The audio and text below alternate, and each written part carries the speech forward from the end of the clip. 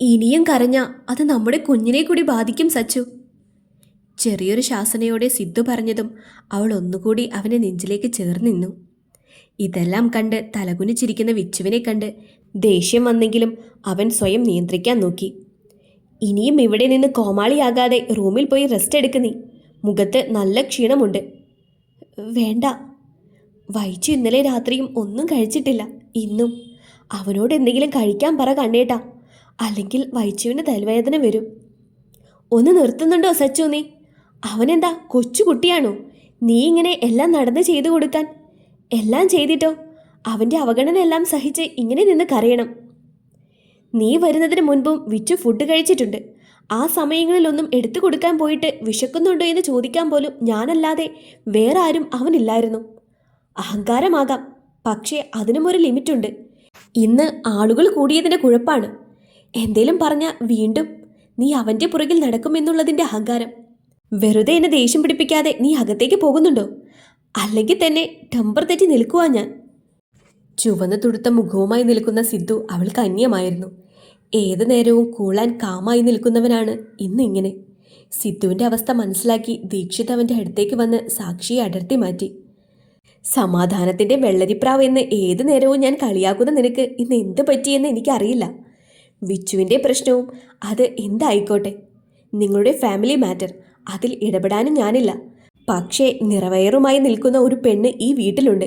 കഴിഞ്ഞ തവണ ചെക്കപ്പിന് ചെന്നപ്പോഴും ഡോക്ടർ പറഞ്ഞിരുന്നു മനസ്സിന് ഒരുപാട് ടെൻഷൻ വരുന്ന കാര്യങ്ങൾ ചെയ്യരുതേ എന്ന്. ഇനിയും ഇങ്ങനെയാണെങ്കിൽ കുഞ്ഞിയെ ഞാൻ വീട്ടിലേക്ക് കൊണ്ടുപോകും. 7ാം മാസത്തിലെ ചടങ്ങ് നടത്തിയിട്ടില്ലല്ലോ. വാ മോളെ, ഫുഡ് ഏട്ടനെടുത്ത് തരാം. ദീക്ഷിത പറഞ്ഞതും സാക്ഷി സിദ്ധുവിനെ നോക്കി. അവിടെ ഇപ്പോഴും മുഖത്ത് ദേഷ്യം തന്നെ.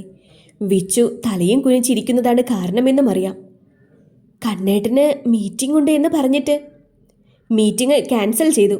അതുകൊണ്ടാണ് ഇവിടെ നടന്ന കാര്യങ്ങളെല്ലാം ലൈവായിട്ട് കാണാൻ പറ്റിയത്. നീ പോയി ഫുഡ് കഴിക്ക്. ഡൈനിങ് ടേബിളിൻ്റെ മുന്നിൽ അനുസരണയോടെ ദീക്ഷിത് കൊടുക്കുന്ന ഓരോ ഉരുളയും കഴിക്കുമ്പോൾ സച്ചു ദയനീയതയോടെ അവനെ നോക്കുന്നുണ്ടായിരുന്നു. നീ വെറുതെ എന്നെ ഇങ്ങനെ നോക്കിയിട്ട് ഒരു കാര്യവുമില്ല കുഞ്ഞി. ഇത് മുഴുവനും കഴിക്കാതെ നീ ഇവിടെ നിന്ന് അനങ്ങില്ല. അവർ ചേട്ടനും അനിയനും വേണ്ടി നീ പട്ടിണി കിടക്കേണ്ട കാര്യമില്ല. അതും ഈ സമയത്ത്. മനുഷ്യൻ സഹിക്കുന്നതിനും ഒരു പരിധിയില്ലേ? എന്തെല്ലാം ആയാലും നീ ഇട്ടിട്ട് പോകില്ല എന്നുള്ള അഹങ്കാരമാണ്. ഞാൻ എന്തെങ്കിലും പറഞ്ഞാൽ കൂടി പോകും. എന്നെ ശരിക്കും വിളിച്ചോണ്ട് പോവോ അതിച്ചൂട്ടാ? വഹിച്ചു പാവല്ലേ, വിഷമം കൊണ്ട് പറഞ്ഞതാ. ആയിക്കോട്ടെ, അവൻ്റെ വിഷമം കൊണ്ട് പറഞ്ഞതാ. സിദ്ധുവും അവൻ്റെ വിഷമം തീർത്തു. എന്താ നീ കരയുന്നത് കാണുമ്പോൾ എനിക്ക് വിഷമമില്ലേ? ഓരോ തവണ നീ കണ്ണു നിറക്കുമ്പോഴും എൻ്റെ നെഞ്ചിൽ കല്ലെടുത്ത് വെച്ച ഫീലാണ്. 18 കൊല്ലം എൻ്റെ നെഞ്ചിൽ കിടന്നല്ലേ നീ വളർന്നത്. എപ്പോഴെങ്കിലും ഈ കണ്ണു നിറയാൻ ഞാൻ സമ്മതിച്ചിട്ടുണ്ടോ? കല്യാണം കഴിഞ്ഞാൽ പിന്നെ എല്ലാം ഭർത്താവിൻ്റെ ഇഷ്ടമാണല്ലോ. നീയും അങ്ങനെ തന്നെ. അതിനൊന്നും എതിര് പറയുന്നില്ല ഞാൻ. കാരണം ആരും അങ്ങനെ തന്നെയാണ്. പ്രഗ്നൻ്റ് ആയ ഒരു പെണ്ണിനോട് കാണിക്കേണ്ട സാമാന്യ മര്യാദയെന്ന് പറയുന്നൊരു കാര്യമുണ്ട്. സിദ്ധു വന്നിട്ട് 1 മണിക്കൂറിൽ കൂടുതലായല്ലോ. ഇതുവരെ അവൻ പറഞ്ഞു വിച്ചു എന്തിനാണ് ഇങ്ങനെ ബിഹേവ് ചെയ്തതെന്ന്. എന്തിനൊരുപാട് പറയുന്നു. അവൻ ഇന്ന് താഴേക്കിറങ്ങി വന്നോ? 2 ദിവസം മുൻപ് അവൻ്റെ റിലേറ്റീവ് എന്ന് പറഞ്ഞ ഒരു കുട്ടിയും വന്നു. അതും റൂം അടച്ചിരിക്കുന്നു. ഇനി ഞങ്ങളുള്ളതാണ് നിന്റെ കണ്ണേട്ടൻ്റെ പ്രശ്നമെങ്കിൽ നീ ഇത് കഴിച്ചു കഴിഞ്ഞാൽ ഞാനും ആരും വീട്ടിൽ പോയേക്കാം. ഇനി ഞാനായിട്ടൊരു പ്രശ്നം വേണ്ട. അങ്ങനെ ദേച്ചുചേട്ടനോട് പറയാതെ ഇരിക്കാൻ വേണ്ടിയുള്ള സീക്രറ്റ് ഒന്നും എനിക്കില്ല. വിച്ചുവിൻ്റെ മൈൻഡ് ആകെ ഡിസ്റ്റർബ്ഡ് ആണ്. അതാണ് അവൻ ഇങ്ങനെ. കുറച്ച് കഴിയുമ്പോൾ മാറും. ഈ മൈൻഡ് എന്ന് പറയുന്ന കാര്യം മംഗലത്തെ വീട്ടിലെ വിഷ്ണുവിന് മാത്രമുള്ള കാര്യമല്ല എന്ന് സിദ്ധാർത്ഥ് ഒന്ന് ഓർക്കുന്നത് നല്ലതാ. പിന്നെ നിങ്ങളുടെ എല്ലാവരുടെയും മൈൻഡ് ഓക്കെ ആകുന്നത് വരെ കുഞ്ഞ് എൻ്റെ കൂടെ നിൽക്കട്ടെ. എനിക്ക് നിങ്ങളെ നോക്കേണ്ട കാര്യമില്ല. എൻ്റെ അനിയത്തിയുടെ ആരോഗ്യം മാത്രം നോക്കിയാൽ മതി. ഇതുവരെ സിദ്ധു കാണാത്ത അറിയാത്ത വേറൊരു ദീക്ഷിതാണ് മുന്നിലെന്ന് തോന്നിപ്പോയി അവന്. ദച്ചേട്ടാ, ഞാൻ പറയുന്നത് നിന്റെ ഒരു വിശദീകരണം എനിക്കിനി കേൾക്കേണ്ട സിദ്ധു. ഞാൻ പറഞ്ഞല്ലോ, എൻ്റെ അനിയത്തിയാണ് എൻ്റെ കൺസേൺ. അവിടെ മറ്റുള്ളവർക്ക് ഞാൻ പ്രാധാന്യം കൊടുക്കാറില്ല. നിന്നോട് മര്യാദയ്ക്ക് ഞാൻ ചോദിച്ചു എന്താണ് കാര്യമെന്ന്. കാര്യം പറഞ്ഞാൽ മാത്രമേ എനിക്ക് സൊല്യൂഷൻ കണ്ടുപിടിക്കാൻ പറ്റൂ. ഇവിടെ നിനക്കത് ഞങ്ങളോട് ഷെയർ ചെയ്യാൻ താല്പര്യമില്ല. എല്ലാവരുടെയും മൈൻഡ് ഡിസ്റ്റർബ്ഡ് ആണ്. ഈ പെണ്ണ് എന്ത് വേണം അതിന്? നിറവയറുമായി നിങ്ങളുടെ എല്ലാവരുടെയും ചെണ്ടയായിട്ട് നിൽക്കണോ? അനിയന് ദേഷ്യം വരുമ്പോഴും ചേട്ടന് ദേഷ്യം വരുമ്പോഴുമെല്ലാം നിന്ന് കേൾക്കാൻ. അവൾ നിന്റെ ഭാര്യയാണ്. ഒരു ഭാര്യയുടെയും ഭർത്താവിൻ്റെയും ഇടയിൽ മൂന്നാമതൊരാൾ വരരുതേ എന്നാണ്. പക്ഷേ പറയേണ്ട കാര്യം പറയാതിരിക്കാൻ എനിക്ക് പറ്റില്ല. കല്യാണം കഴിഞ്ഞാൽ പിന്നെ അനിയത്തി ഭാരമാകുന്ന ചേട്ടന്മാർ കാണും. പക്ഷേ ഞാൻ അങ്ങനെയല്ല. എൻ്റെ ആദ്യത്തെ കുഞ്ഞ് ഇവളാണ്. അത് കഴിഞ്ഞേ ഉള്ളൂ ഞങ്ങൾക്കുണ്ടാകുന്ന മക്കൾ പോലും. അത് ആരേക്കാളും നന്നായി എൻ്റെ ഭാര്യയ്ക്കറിയാം. സാക്ഷിയുടെ ഡെലിവറി കഴിയുന്നത് വരെ ശ്രദ്ധിച്ചേ പറ്റൂ സിദ്ധു. ഡോക്ടർ പറഞ്ഞതെല്ലാം നിനക്കും അറിയാവുന്ന കാര്യമല്ലേ? അല്ലെങ്കിൽ തന്നെ പെണ്ണിന് വെറുതെ ടെൻഷനാണ്. അതിൻ്റെ കൂടെ നിങ്ങൾ കൂടി ഇങ്ങനെ തുടങ്ങിയാലോ? ഒരുപാട് പ്രായമൊന്നുമില്ല അവൾക്ക്. വെറും 19 വയസ്സേ ഉള്ളൂ. ആ പ്രായത്തിലുള്ള ഒരു പെൺകുട്ടിക്ക് വേണ്ട പക്വതയേക്കാൾ കൂടുതൽ അവൾക്കിപ്പോൾ ഉണ്ട്. പക്ഷേ എന്ത് ചെയ്യാനാ? ചേട്ടന്മാർക്ക് അവരുടെ അനിയത്തി ഇനി എത്ര പ്രായം കഴിഞ്ഞാലും കുഞ്ഞായിരിക്കും. എനിക്കും അങ്ങനെ തന്നെയാണ്. അങ്ങനെയുള്ളൊരു ചേട്ടൻ്റെ ആവലാതിയാണെന്ന് കൂട്ടിക്കോ. എനിക്കിതൊന്നും ചിരിച്ചു തള്ളിക്കളയാൻ പറ്റില്ല. വിച്ചു ഏകദേശം 3 കൊല്ലം ഡിപ്രഷൻ്റെ ട്രീറ്റ്മെൻറ്റ് എടുത്തിട്ടുണ്ട്. സാക്ഷിയുടെ അടുത്തിരുന്ന ദീക്ഷിതിനെ നോക്കി സിദ്ധു പറഞ്ഞു തുടങ്ങിയതും അതുവരെ ദേഷ്യത്തിലിരുന്ന ദീക്ഷിത് ഒരല്പം മയഞ്ഞതുപോലെ തോന്നി അവന്. അതും ഇപ്പോഴത്തെ അവസ്ഥയും തമ്മിൽ എന്ത് ബന്ധം? എല്ലാം ഞാൻ പറയാൻ തെച്ചുവേട്ടാ. സച്ചുവിനോട് ഞാൻ നേരത്തെ പറഞ്ഞിട്ടുള്ള കാര്യമാണ്. വിച്ചു അച്ഛനും അമ്മയും മരിച്ചു കഴിഞ്ഞ് 1 വർഷം സ്കൂളിൽ പോയില്ല. കാരണം അവരുടെ മരണം അവനെ മെൻ്റലി അത്രത്തോളം ഡൗൺ ആക്കിയിരുന്നു. കൊച്ചു കുഞ്ഞായിരുന്നില്ലേ അവൻ. പിന്നീട് ഞാൻ കുറേ കഷ്ടപ്പെട്ടാണ് അവനെ പഴയതുപോലെ ആക്കിയെടുത്തത്. എല്ലാ വർഷവും സ്കൂൾ അടയ്ക്കുന്ന സമയം ഞങ്ങൾ പാലക്കാട് പോകുമായിരുന്നു. അവിടെയായിരുന്നു അച്ഛൻ്റെ കുടുംബവീട്. ഒരു ഗെറ്റ് ടുഗദർ പോലെ 1 മാസം. കസിൻസ് എല്ലാവരുമായിട്ട് അടിച്ചു പൊളിക്കും. അച്ഛനും കൊച്ചച്ഛനും എല്ലാവരും കാണും ഒരാഴ്ച. പിന്നീട് ഞങ്ങൾ കുട്ടികളും അമ്മമാരും അച്ചാച്ചനും അച്ചമ്മയും. അച്ഛനും അമ്മയും പോയി കഴിഞ്ഞിട്ടും ഈ ഗെറ്റ് ടുഗദറിന് മുടക്കം വന്നിട്ടില്ല. ആകെ ഒരു വ്യത്യാസം മാത്രം. അച്ഛനും അമ്മയും ഉള്ളപ്പോൾ ഞങ്ങളോട് സ്നേഹത്തോടെ നിന്നവരുടെ എല്ലാ സ്വഭാവത്തിൽ ചെറിയ മാറ്റങ്ങൾ. പണമല്ലായിരുന്നു അവരുടെയെല്ലാം പ്രശ്നം. പകരം ഞങ്ങളുടെ ദോഷം കൊണ്ടാണ് ചെറുപ്രായത്തിലെ അനാഥരായതുപോലും. ആദ്യം കേട്ടപ്പോൾ ഒരുപാട് വിഷമം തോന്നി. പിന്നീട് ഞാനതൊന്നും കാര്യമാക്കിയില്ല. കാരണം എനിക്ക് ജീവിക്കാനുള്ള ഊർജം എൻ്റെ അനിയനായിരുന്നു. ബാക്കിയുള്ളവർ പറയുന്നതൊന്നും ഞാൻ പിന്നെ മൈൻഡ് ചെയ്യാതെയായി. ആകെ ഞങ്ങളോട് സ്നേഹമുള്ളത് അമ്മായിക്കും കൊച്ചച്ഛനും മാത്രമായിരുന്നു. അച്ചാച്ചനും അച്ചമ്മയും വരെ വിശ്വസിച്ചു അവരുടെ മകൻ മരിക്കാൻ ഞങ്ങളാണ് കാരണമെന്ന്. പിന്നീട് ഞാൻ അവരുമായി ഒരു അകലം പാലിച്ചു. പക്ഷേ എൻ്റെ വിച്ചു കുഞ്ഞല്ലേ, അവൻ എന്തറിയാം? വിച്ചു 5ൽ പഠിക്കുമ്പോഴത്തെ വെക്കേഷൻ എല്ലാ തവണയും പോകുന്നത് പോലെ പാലക്കാട് പോയി ഞങ്ങൾ. വിച്ചു ഒരുപാട് സന്തോഷത്തിലായിരുന്നു. കാരണം ഈ വെക്കേഷൻ സമയത്ത് മാത്രമാണ് അവൻ ഗോപികയെ കാണുന്നത്. അവർ ഡൽഹിയിൽ സെറ്റിൽഡാണ്. ഗോപിക അവൻ്റെ ഗോപിയായി. ഒരു ദിവസം മുറ്റത്ത് ഗോപുവും വിച്ചുവും കൂടി കളിച്ചുകൊണ്ട് നിന്നപ്പോഴാണ് അവളൊന്ന് വീണത്.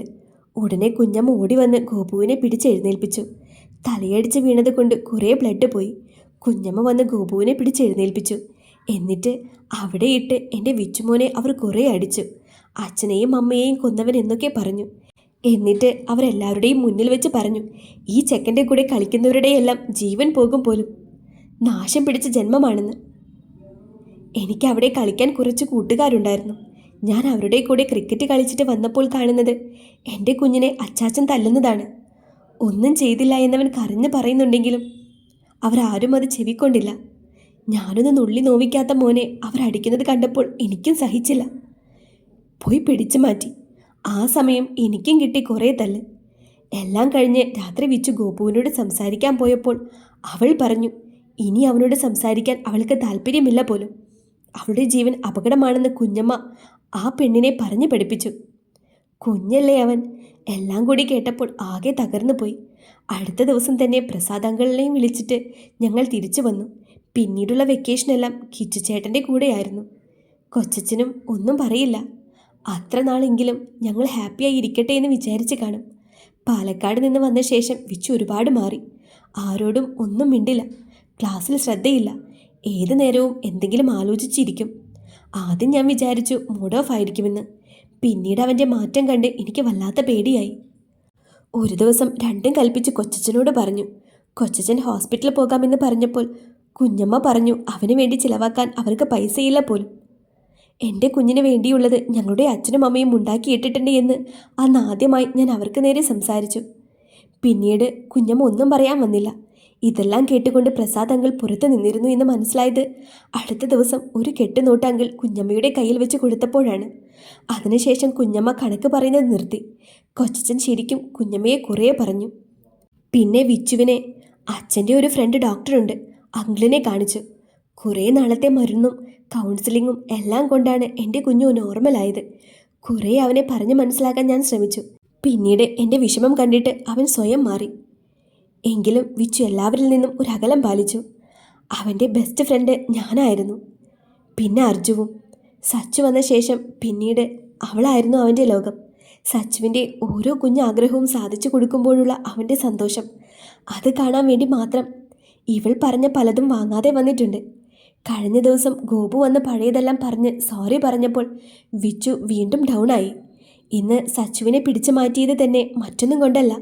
ഇനി അവൻ കാരണം നമ്മുടെ കുഞ്ഞിനു കൂടി എന്തെങ്കിലും ദോഷം വരുമോ എന്ന് പേടി.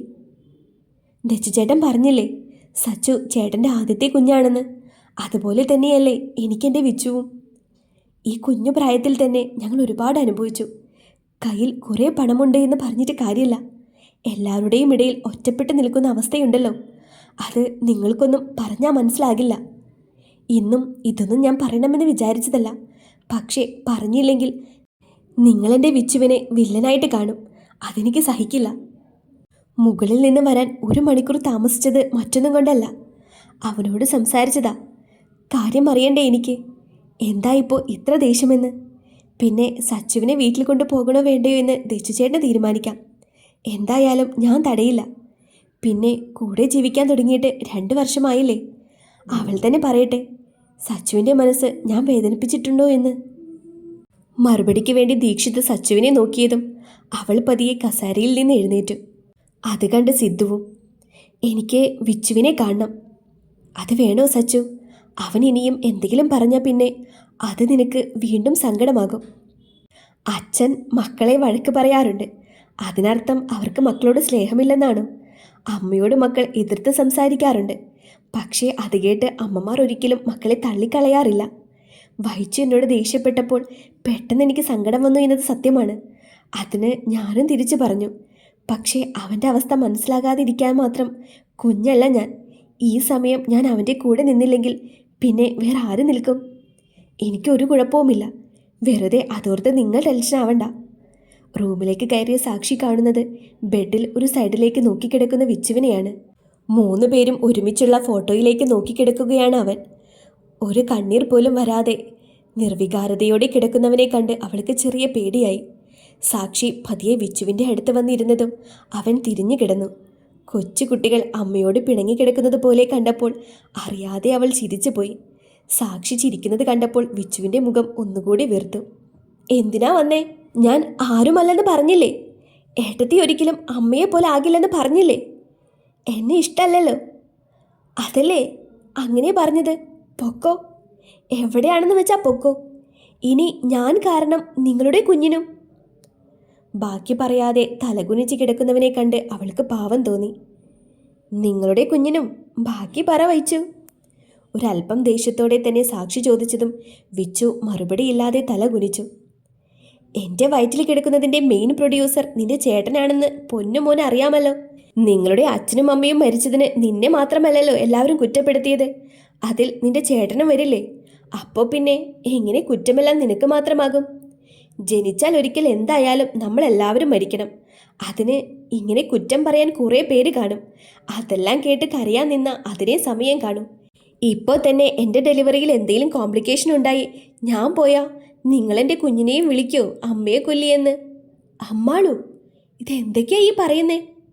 നിറകണ്ണുകളോടെ വിച്ചു ചോദിച്ചതും സാക്ഷി അവൻ്റെ കണ്ണുനീർ തുടച്ചു കൊടുത്തു. നീ കരയാൻ വേണ്ടി പറഞ്ഞതല്ല ഞാൻ. എൻ്റെ മനസ്സിൻ്റെ പേടിയാണ്. രംഗബോധമില്ലാത്ത കോമാളിയാണ് മരണമെന്ന് പറയുന്നത് നീ കേട്ടിട്ടില്ലേ? നമുക്കൊരിക്കലും പ്രെഡിക്റ്റ് ചെയ്യാൻ പറ്റില്ല ഈ കാര്യം. പിന്നെ കുഞ്ഞിനും ദോഷമായിരിക്കുമെന്നൊക്കെയല്ലേ നീ ചിന്തിച്ചു കൂട്ടിയത്? ഈ കുഞ്ഞിൻ്റെ അച്ഛൻ സിദ്ധാർത്ഥാണ്. ആ മനുഷ്യനില്ലാത്ത ഒരു ദോഷവും നിനക്കില്ല. ഇനിയും ആവശ്യമില്ലാത്ത കാര്യങ്ങൾ ചിന്തിച്ചു കൂട്ടാനാണെങ്കിൽ ദിക്കൂട്ടൻ്റെ കൂടെ ഞാനും പോകും. പിന്നെ ഡെലിവറി കഴിഞ്ഞ് തിരിച്ചു വരും. വേണ്ട, അമ്മാള് പോവണ്ട. ഞാനിനി ഒന്നും പറയില്ല. സോറി. Good bye. പിന്നെ കുറച്ച് കഴിഞ്ഞിട്ട് ഒരു സോറി ഗോപികയോടും പറയണം. അറിവില്ലാത്ത പ്രായത്തിൽ എന്തോ പറഞ്ഞതിന് അവൾ ഇവിടെ വന്ന ദിവസം മുതൽ പുറകിൽ നടക്കുകയല്ലേ. ഒരു മനുഷ്യന് താഴാവുന്നതിനും പരിധിയുണ്ട് വഹിച്ചു. ഇന്ന് ഈ നിമിഷം വരെ അവളും ഒന്നും കഴിച്ചിട്ടില്ല. റൂമിൽ കയറി ഡോർ അടച്ചതാണ്. നമ്മുടെ വീട്ടിൽ വന്നാൽ അവർ നമ്മുടെ ഗസ്റ്റാണ്. അതിഥി ദേവോ ഭവ, നീ കേട്ടിട്ടില്ലേ? പാവം കുട്ടി അത് കുറേ കരഞ്ഞു. ഞാൻ കൊണ്ടുവന്ന ഫുഡ് തണുത്തുപോയി. നീ പുറത്തേക്കിറങ്ങി വാ, ഏട്ടത്തി എൻ്റെ കുഞ്ഞിനെ വാരിത്തരാം. വിച്ചുവിൻ്റെ താടിൽ കൊഞ്ചിച്ച് സാക്ഷി പറഞ്ഞതും ഒരു ചിരിയോടെ അവൻ അവളുടെ വയറ്റിലേക്ക് മുഖം ചേർത്തു. വിച്ചുവിൻ്റെ കൈയും പിടിച്ച് ഹാളിലേക്ക് വരുമ്പോൾ കണ്ടത് ആരോടും ഒന്നും മിണ്ടാതെ സോഫയിൽ ചാടിക്കിടക്കുന്ന സിദ്ധുവിനെയാണ്. ആ മുഖത്ത് നിന്ന് തന്നെ വായിക്കാം അവൻ അനുഭവിക്കുന്ന ടെൻഷൻ. സാക്ഷി കണ്ണ് കാണിച്ചതും വിച്ചു സിദ്ധുവിൻ്റെ നെഞ്ചിലേക്ക് ചാഞ്ഞു. കണ്ണു തുറക്കാതെ തന്നെ അവനെ ചേർത്ത് പിടിച്ചപ്പോൾ രണ്ടുപേരുടെ കണ്ണും നിറഞ്ഞിരുന്നു. ഇനിയും എന്നെ സങ്കടപ്പെടുത്തലേ വിച്ചൂട്ടാ, പറ്റുന്നില്ലടാ. നിങ്ങൾക്ക് വേണ്ടിയല്ലേ ഞാൻ ജീവിക്കുന്നത്. നിന്റെ എന്ത് പ്രശ്നത്തിനും ഏട്ടനില്ലേ എൻ്റെ മോന്. ഇനിയും നീ ഇങ്ങനെ കരയല്ലേ, കാണാൻ പറ്റാത്തത് കൊണ്ടാണ്. ഒരു ഇടർച്ചയോടെ സിദ്ധു പറഞ്ഞതും വിച്ചു അവനെ വരിഞ്ഞു മുറുകിയിരുന്നു. അപ്പോഴാണ് ഗോപിക റൂമിൽ നിന്നും ഇറങ്ങി വന്നത്. എല്ലാവരെയും നോക്കി ഒരു വിളറിയ ചിരി ചിരിച്ച് ട്രോളി ബാഗുമായിട്ട് ഇറങ്ങി വരുന്നത് കണ്ടപ്പോൾ സിദ്ധുവിൻ്റെ മുഖം ചുളിഞ്ഞു. നീ ഇതെവിടെ പോകുന്നു ഗോപു, ബാഗെല്ലായിട്ട്? നിനക്ക് നമ്മുടെ കോളേജിൽ അഡ്മിഷനെല്ലാം ഞാൻ സെറ്റാക്കിയല്ലോ. എനിക്ക് കോളേജ് ഹോസ്റ്റൽ ശരിയായിട്ടുണ്ട് സിദ്ധുവേട്ടാ. അതുമാത്രമല്ല, ഞാൻ ഇവിടെ നിന്നാൽ ഇനിയും നിങ്ങൾക്കതൊരു ബുദ്ധിമുട്ടാകും. പ്രത്യേകിച്ച് വിച്ചേട്ടന്. ആർക്കും ഒരു ഭാരമാകാൻ എനിക്ക് താല്പര്യമില്ല. നിനക്ക് കോളേജ് ഹോസ്റ്റൽ പോകണമെങ്കിൽ പോകാം, അതിന് ഞാനൊന്നും പറയില്ല. പക്ഷേ ഇപ്പോഴേ പോകണ്ട. ആദ്യം നീ നാട്ടിലെ വഴിയും കാര്യങ്ങളും എല്ലാം ഒന്ന് പഠിക്ക്. കുറച്ച് സ്റ്റേബിളായിട്ട് ഹോസ്റ്റലിലേക്ക് മാറാം. അതുകൊണ്ട് മോൾ വന്നതുപോലെ തന്നെ ബാഗ് അകത്തേക്ക് കൊണ്ടുചെന്ന് വെച്ചോ. സാക്ഷി വിച്ചുവിന് ഫുഡ് കൊടുക്കുമ്പോഴെല്ലാം ഒരു ചിരിയോടെ തന്നെ സിദ്ധുവും ഉണ്ടായിരുന്നു കൂടെ. കൊച്ചുകുട്ടിയെപ്പോലെ കഥയും പറഞ്ഞ് സച്ചു കൊടുക്കുന്ന ഓരോ ഉരുളയും കഴിക്കുന്ന വിച്ചു. രാത്രി ഗാർഡനിലിരുന്ന് കാറ്റുകൊള്ളുമ്പോഴാണ് സാക്ഷി വിച്ചുവിനോടത് ചോദിച്ചത്. ശരിക്കും നിന്റെ പ്രശ്നം എന്താ വിച്ചു? ചെറുപ്പത്തിൽ നടന്ന ഇൻസിഡൻ്റാണ് ഇത്ര പ്രശ്നമെന്ന് എനിക്ക് തോന്നുന്നില്ല. ഗോപു വന്നപ്പോൾ നീ അവളോട് പറയുന്നത് ഞാൻ കേട്ടതാണ്. ആരാടി നിന്റെ വിച്ചേട്ടൻ? 3 കൊല്ലം മുൻപ് ആ ബന്ധമെല്ലാം തീർന്നു എന്ന്. എന്തായിരുന്നു മോനെ ആ ബന്ധം? പെട്ടെന്നുള്ള സച്ചുവിൻ്റെ ചോദ്യത്തിൽ എന്ത് പറയണമെന്നറിയാതെ വിച്ചു സിദ്ധുവിനെ നോക്കി. അവൻ മറ്റൊന്നും ശ്രദ്ധിക്കാതെ കാര്യമായി ലാബിൽ ജോലിയിലും. ഇനി ഇതും എന്നോട് പറയാൻ പറ്റാത്തതാണെങ്കിൽ നീ പറയണ്ട. ഒരാളെ ഫോഴ്സ് ചെയ്ത് നമ്മളൊന്നും പറയിപ്പിക്കുന്നത് ശരിയല്ലല്ലോ. നിനക്ക് പറയണമെന്ന് തോന്നുമ്പോൾ മാത്രം നീ പറഞ്ഞാൽ മതി. ഇനി ഇഷ്ടമല്ലെങ്കിൽ പറയണ്ടാട്ടാ. ഒരു ചിരിയോടെയുള്ള സാക്ഷിയുടെ സംസാരം ഒരല്പം കൗതുകത്തോടെയാണ് വിച്ചു നോക്കിയത്. അമ്മാളുവിന് ശരിക്കും കുറച്ച് ദിവസം കൊണ്ട് എന്താ പറ്റിയേ? സാധാരണ ഞാൻ എന്തെങ്കിലും ഹൈഡ് ചെയ്തു എന്ന് തോന്നിയാൽ ഈ വീട് തിരിച്ചു വെക്കുന്നതാണല്ലോ. ഇപ്പോൾ എന്തേ ഇത്ര സോഫ്റ്റ്? പണ്ടത്തെ പോലെ അടിയിടാനൊന്നും വയ്യ മോനെ. ഓരോ ദിവസം കഴിയുമ്പോഴും ബുദ്ധിമുട്ട് കൂടി വരുക. എൻ്റെ കാലുവേദന കാരണം നിന്റെ ചേട്ടനിപ്പോൾ രാത്രി ഉറക്കം പോലുമില്ല. അടിയിടാൻ കൂടിയുള്ള എനർജി ഇല്ല. പിന്നെ നീ കൊച്ചുകുട്ടിയൊന്നല്ലല്ലോ. നിനക്ക് പറയാൻ ഇഷ്ടമുണ്ടെങ്കിൽ നീ പറയും, അത്രേ ഉള്ളൂ. അത് പിന്നെ പറഞ്ഞ അമ്മാളും എന്നെ കളിയാക്കരുത്. അത് നീ പറയാതെ ഞാൻ എങ്ങനെയാ അറിയും? എനിക്ക് ഗോപുവിനെ ബാക്കി വരട്ടെ. എനിക്ക് ഗോപിയെ ഇഷ്ടമായിരുന്നു. ചെറുതിലെ കളിക്കൂട്ടുകാരി. പിന്നെ കണ്ണാപ്പി പറഞ്ഞില്ലേ, കുറച്ചുനാൾ ഹോസ്പിറ്റലും കൗൺസിലിങ്ങും എല്ലാമായി നടന്നു. പിന്നീട് ഞാൻ 10ൽ പഠിക്കുമ്പോൾ അവർ ഫാമിലിയോടെ നാട്ടിൽ വന്നു. അവളെ കാണുമ്പോഴെല്ലാം എന്തോ ഒരു ക്രഷ്. എൻ്റെ സ്വന്തം അപ്പച്ചിയുടെ മോളല്ലേ. ഒന്നും അങ്ങനെ ഉള്ളിൽ വെച്ച് നടക്കാൻ അറിയാത്തത് കൊണ്ട് ഓപ്പണായി തന്നെ അവളോട് പറഞ്ഞു. ആ സമയം ഗോപി 8ാം ക്ലാസ്സിൽ. അവളും യെസ് പറഞ്ഞു. പണ്ട് ചെയ്ത കാര്യങ്ങൾക്ക് സോറിയും. പക്ഷേ അടുത്ത വർഷം വന്നപ്പോൾ അവൾ കൊച്ചച്ഛൻ്റെ മോളുടെ അടുത്ത് പറഞ്ഞു, ഞാൻ അവൾക്ക് ചേരില്ല. ഇനി ഭാവിയിൽ എന്നെ കല്യാണം കഴിക്കേണ്ടി വന്നാൽ അവൾക്ക് ഒറ്റപ്പെടൽ വരുമെന്ന്. കണ്ണാപ്പിയെയും കുറേ കുറ്റം. അങ്ങനെ എൻ്റെ 1 വർഷം നീണ്ട സംഭവബഹുലമായ ലവ് സ്റ്റോറി ആനിവേഴ്സറി സമയം തന്നെ ബ്രേക്കപ്പായി. അയ്യേ, ഇതാണോ ഇത്ര വലിയ കാര്യം? മാച്യൂരിറ്റി ഇല്ലാത്ത സമയം 2 പേരും തമ്മിൽ എന്തോ പറഞ്ഞു പിരിഞ്ഞു. അതിന് ഇപ്പോഴും കലിപ്പെന്തിനാ? അത് പിന്നെ അവളെ കാണുമ്പോൾ ഇപ്പോഴും എനിക്ക് എന്തൊക്കെയോ ഫീലാണ്. I still love her. ഓരോ തവണ ഗോപി അടുത്ത് വരുമ്പോഴും എൻ്റെ സ്നേഹം എക്സ്പ്രസ് ചെയ്യാൻ തോന്നും. അങ്ങനെ ചെയ്യാതിരിക്കാൻ വേണ്ടിയിട്ടാണ് ഞാനൊരു കാര്യവുമില്ലാതെ അവളോട് ദേഷ്യപ്പെടുന്നത്. And you know one thing, അവൾക്കും എന്നെ ഇഷ്ടമാണ്. നമ്മുടെ കോളേജിൽ അഡ്മിഷൻ എടുക്കാൻ കാരണം തന്നെ ഞാനാണ്. ചെറുതിലെ പ്രായത്തിൻ്റെ ഇൻഫാറ്റുവേഷൻ ആയിരുന്നുവെങ്കിൽ ഇപ്പം അങ്ങനെയല്ല. പക്ഷേ സ്നേഹിച്ചിട്ട് ഇനിയും അവളിനെ തള്ളിക്കളഞ്ഞാൽ വീണ്ടും ഒരു ഡിപ്രഷൻ. അത് എൻ്റെ കണ്ണാപ്പി താങ്ങില്ല. നിനക്കറിയോ അമ്മാളു, നീ വന്നതിന് ശേഷമാണ് എൻ്റെ ചേട്ടൻ ഒരാളോട് ഉള്ളിലുള്ള വിഷമങ്ങളൊന്ന് ഷെയർ ചെയ്യുന്നത്. അല്ലാതെ എൻ്റെ കണ്ണാപ്പി ആരോടും ഒന്നും പറയില്ല, അർജുവേട്ടനോട് പോലും. പിന്നെ ഒട്ടും സഹിക്കാൻ പറ്റില്ല എന്ന് തോന്നിയാൽ കിച്ചു ചേട്ടനോട് പറയും, അത്രമാത്രം. നിന്റെ ഈ ദുരിതപൂർണമായ ലവ് സ്റ്റോറി നിന്റെ ചേട്ടനറിയോ? പിന്നെ അറിയാതെ, ചേട്ടനാണ് പറഞ്ഞത് പഠിച്ച് സ്വന്തം കാലിൽ നിൽക്കാൻ തുടങ്ങുമ്പോഴും ഈ ഇഷ്ടമുണ്ടെങ്കിൽ നമുക്ക് ബാക്കി നോക്കാമെന്ന്. നല്ല ചേട്ടനും അനിയനും. നീ വാ, ഇനിയും ഈ തണുപ്പ് കൊള്ളാൻ വയ്യ, എനിക്കൊന്ന് കിടക്കണം. വിച്ചു സാക്ഷി അകത്തേക്ക് കൊണ്ടുപോയപ്പോൾ അവരെയൊന്ന് നോക്കിയിട്ട് സിദ്ധു വീണ്ടും അവൻ്റെ ശ്രദ്ധ ലാപ്പിലേക്ക് കൊടുത്തു. ഇതേ സമയം ബാംഗ്ലൂരിൽ തൻ്റെ ഫോണിലെ സാക്ഷിയുടെ ഫോട്ടോയിലേക്ക് നോക്കിക്കിടക്കുകയായിരുന്നു ആയുഷ്. സ്നേഹിച്ചിരുന്നു ഞാൻ നിന്നെ, എൻ്റെ പ്രാണനേക്കാളും. പക്ഷേ നിന്റെ ചേട്ടൻ്റെ ജീവനെടുക്കുമെന്ന എൻ്റെ അച്ഛൻ്റെ ഭീഷണിക്ക് മുന്നിൽ ഞാൻ തോറ്റുപോയി പെണ്ണെ. അവനെന്തെങ്കിലും സംഭവിച്ചാൽ പിന്നെ എൻ്റെ ആരും ജീവിച്ചിരിക്കില്ല. നീയും തകരും. അതിലും ഭേദം എല്ലാ വേദനയും ഞാൻ ഒറ്റയ്ക്ക് സഹിക്കുന്നതല്ലേ. അച്ഛന് വേണ്ടിയിട്ടാണ് ഞാൻ നിന്നെ വേദനിപ്പിച്ചത്. അവർ പറഞ്ഞതുപോലെ എല്ലാ തെമ്മാടിത്തരവും ചെയ്തു. പക്ഷേ ഒരു ഉറപ്പുണ്ടായിരുന്നു, സിദ്ധു, അവൻ നിന്നെ പൊന്നുപോലെ നോക്കുമെന്ന്. ഈ ജന്മം എനിക്ക് നിന്നെ വിധിച്ചിട്ടില്ലെന്ന് വിചാരിച്ചോളാം ഞാൻ. എവിടെയാണെങ്കിലും സന്തോഷത്തോടെ ജീവിച്ചാൽ മതി നീ.